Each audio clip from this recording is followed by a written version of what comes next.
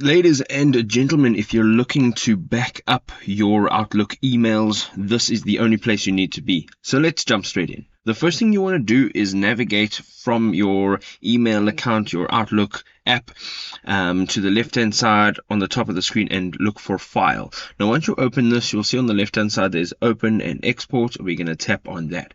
Now, once you're on that, we're going to look for Import and Export. It's third from the top, and we're going to use that.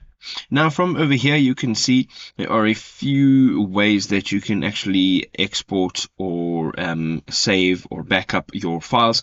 So what we're going to do here is export to a file. Alright, and once we've done that, we're going to tap on next, and over here we want to use not the comma separated values, we want to use Outlook data file, which is a .pst format. We're going to tap on next, and right over here it depends on what all you would like to back up, but if you want to back up everything, you're going to literally just select the email address right at the top. If you want to only back up a certain folder, such as your inbox or your calendar, your drafts, whatever the case may be, you're going to go ahead and select that appropriate one, and then just make sure underneath that window where it says include subfolders, you're going to make sure that that is checked on.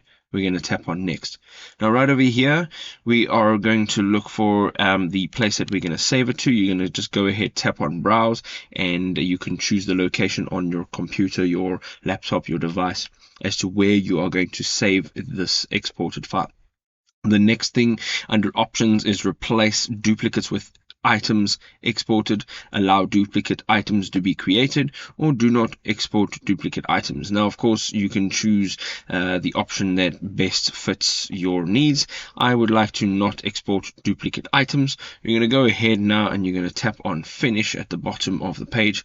Over here you can add an optional password, and you're going to type it in this case over here, and then you're going to verify it over here.